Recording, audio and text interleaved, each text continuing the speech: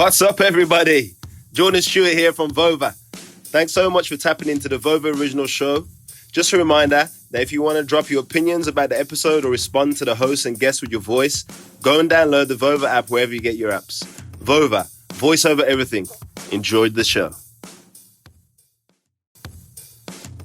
What's up, everybody, and welcome to Space Jam Week here on Vover. Ben Cruz, the head of sports programming at Vover, and this Friday, July 16th, 2021, Space Jam: A New Legacy, starring LeBron James, hits theaters and HBO Max, bringing the Space Jam universe back into our lives. The original Space Jam, starring Michael Jordan, hit theaters on November 15th, 1996, grossing over $250 million at the box office. To celebrate the newest addition to the Space Jam universe this Friday, we're celebrating Space Jam Week here at Vover by releasing 5 shows dedicated to the franchise, with the final episode of this series dropping on Friday, July 16th, the day Space Jam: A New Legacy hits theaters. Our first 2 Space Jam Week episodes are now live on the Vover Pop Culture feed, wherever you get your podcasts. As a reminder on how these shows are going to work, similar to Fast and the Furious Week that we did at the end of June, we're not going to be doing a rewatch pod of the 96 film or anything like that. We're looking to answer 5 big picture questions about the Space Jam franchise as a whole, all in our typical short form format. So, pop open some Michael's Secret stuff. It's time to get sucked into a golf hole while Larry Bird, Bill Murray, and Newman from Seinfeld helplessly watch, and welcome our next guest to Space Jam Week here on Vover. He is the host of the Big Screen Sports Podcast, and rumor is he still has all the love letters he wrote to Lola Bunny from when he was a kid. He is Kyle Bandujo. Kyle, welcome to Space Jam Week here on Vover. The love for Lola never dies.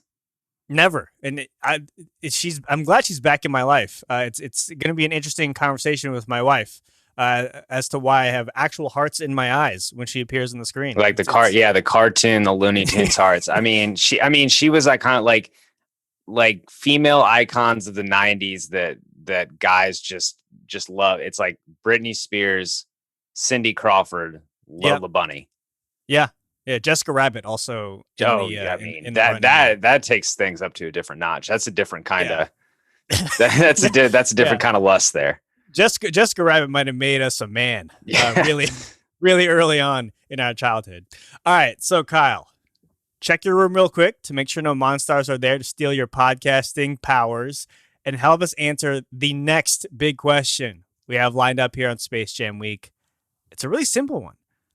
Are you excited about the Space Jam sequel, Space Jam: A New Legacy? I'm glad that the question was, are you excited, and not, are you optimistic? Because I think those are different answers. Like, am I excited? Sure. And part of that isn't just the environment that we've been in of the past year, and that there has not been a lot to go see in the movie theater, even with theaters coming back. I know you just recently, how many times have you been to the movie theater in the past 2 weeks? Just once. Yeah. It was nice to re-experience it, though. Mm-hmm. You know what I mean? Yeah. Back in that atmosphere.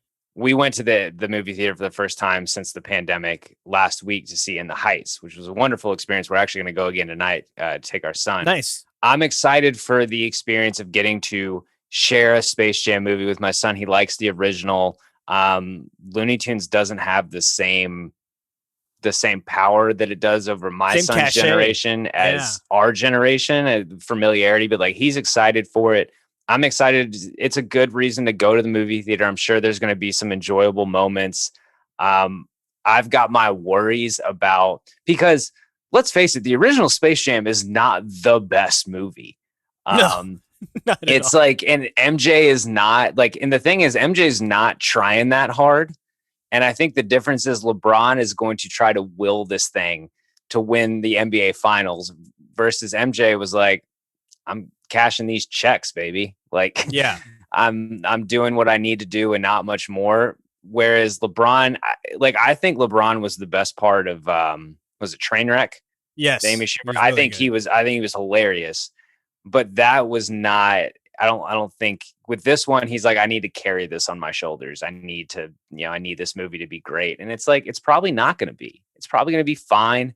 It's probably going to have some moments. I like my Looney Tunes hand drawn, not CGI. So that's going to be something to to get used to. But as far as the actual excitement for it, like, are you more excited about what the movie might be, or just to go to the theater and experience Space Jam again?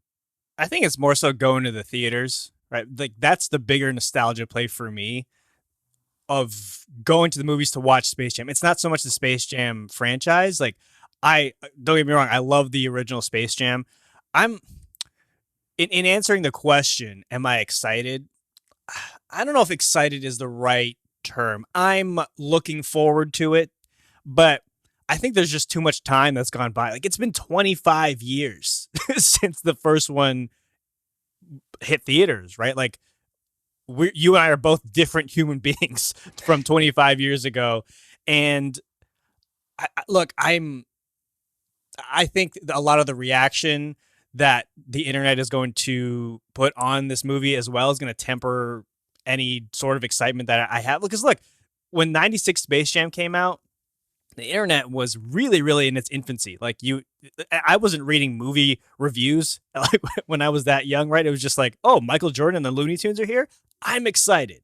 But I feel like there's going to be a lot of think pieces, right, on the Atlantic about, is LeBron a better actor than Michael Jordan? And like all these comparisons, like the comparisons that already litter Twitter and the internet, I think are going to kind of squash any real excitement that we have about it. And again, I think the bottom line for me is just, it's been too long. Like if this sequel came out even 10 years ago, you could maybe classify me as excited, right? Mm-hmm. Because I was a much more immature person 10 years ago and a lot less jaded. So excitement is a big word for me, but I am looking forward to it. And I feel like this is something you have to see for the culture. Right? Yeah. That's really all it comes down to. Yeah. I mean, there's going to be a few things in this movie that are for us, just like the original Space Jam. Watching it now as adults, like we have the nostalgia for it, but there's really only a few things in it that are for us. It's like the soundtrack, which still hits. Like, we've got some heavy canceled artists leading the way in that, but you just got to get over it. Yeah. It's nice, like for us, for nostalgia factor, to watch Michael Jordan play basketball. All the Bill Murray stuff, like it's still enjoyable, and that's for adults. It was for adults then, it's for adults now, because like it's 8 years old. I didn't know who that guy was.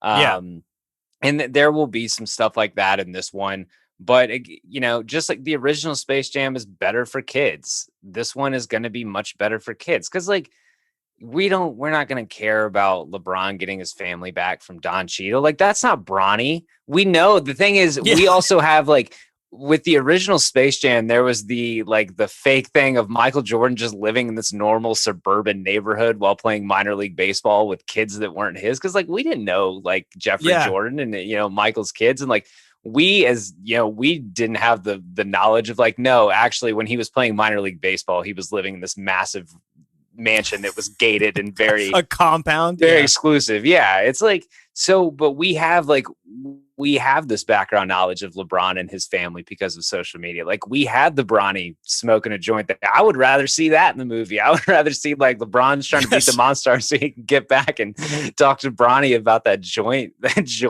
video or whatever it was. So, I mean, I'm excited to experience, and like I'm gonna go into it not expecting. So I'm a complete nerd, and I rate everything I watch on Letterboxd, the nerdiest social media app ever for like movie reviews.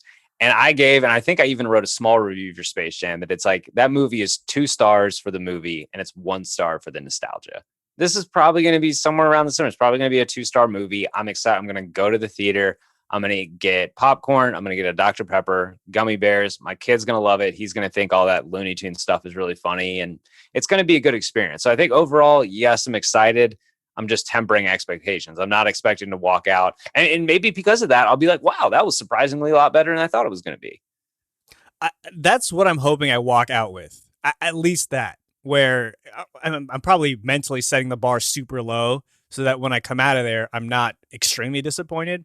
But the reason why I really wanted to ask this question was it was based off of an experience I had recently at McDonald's when we were getting my daughter, who's like 2.5, a Happy Meal, right? And we didn't know what the toy was, and we get it, and it's a Space Jam toy, Unexpectedly. By the way, McDonald's, you got to start revealing what toys are back, because for the parents to just open it and hope that it's a decent toy for your kid, very It disappointing. used to be a big part of the advertising because you'd go in and there'd be like the box showing the toys. Exactly. So to our surprise, we went previously, it was a Disney princess, which is right up her alley. Yeah, that's a slam dunk. We went in thinking, oh, they probably still have it, or it's maybe a new princess. We went in, randomly Space Jam toy.